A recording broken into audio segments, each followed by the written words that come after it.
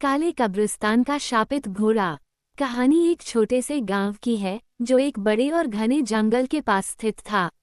इस गांव के लोग अक्सर उस जंगल के पास नहीं जाते थे क्योंकि वहां एक पुराना अबैंडन्ड कब्रिस्तान था। कहते थे कि वहां रात को एक काला घोड़ा दिखाई देता है जिसे देखकर लोग पागल हो जाते थे या गायब हो जाते थे। ये घोड़ा न सिर्फ रोंगटे खड़े कर देने वाली आवाजें निकालता था बल्कि उसकी आंखें भी जलती हुई आग की तरह होती थीं। कहानी का नायक है विशाल, जो एक साहसी लड़का था। वो हमेशा नई नई जगहों की खोज करता रहता था। एक दिन उसने सुना कि उस काले कब्रिस्तान के पास एक घोड़ा अक्सर देखा जाता है और उस घोड़े का कोई हिसाब नहीं था। विशाल ने तय किया कि वो उस घोड़े को देखेगा और इसका राज खोलेगा।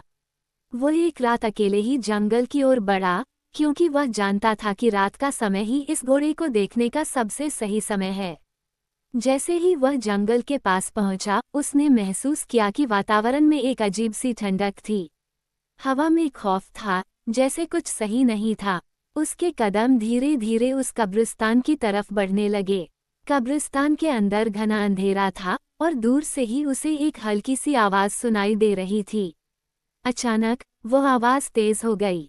विशाल ने देखा कि एक काला घोड़ा धीरे धीरे कब्रिस्तान की दिशा में आ रहा था।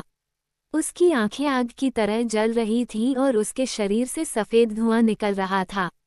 घोड़ा बिल्कुल शांत था, लेकिन उसके पास आते ही विशाल को ऐसा महसूस हुआ जैसे वह घोड़ा उसे घूर रहा हो, जैसे उसकी आत्मा को महसूस कर रहा हो।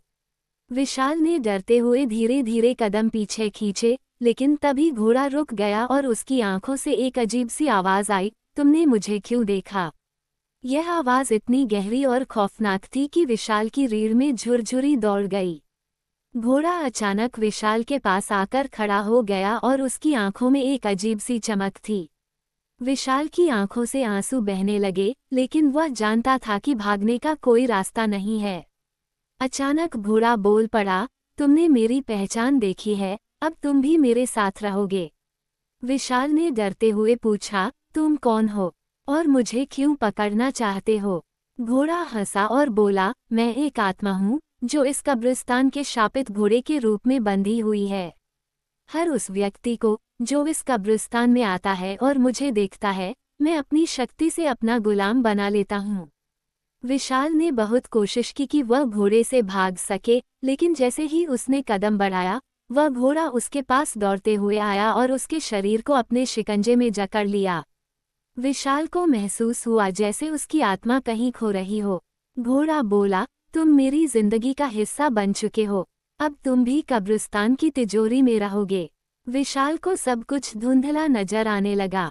वह देख रहा था कि उसका शरीर धीरे धीरे उस कब्रिस्तान की मिट्टी में समा रहा था, जैसे वह खुद भी एक कब्र बन गया हो। तभी अचानक विशाल को एक तेज आवाज सुनाई दी, विशाल। वह घबराया और देखा कि सामने उसकी मां खड़ी थी, जो उसे पुकार रही थी। विशाल की आंखें खुल गईं और उसने महसूस किया कि वह सचमुच बुरे सपने से बाहर निकल आया था।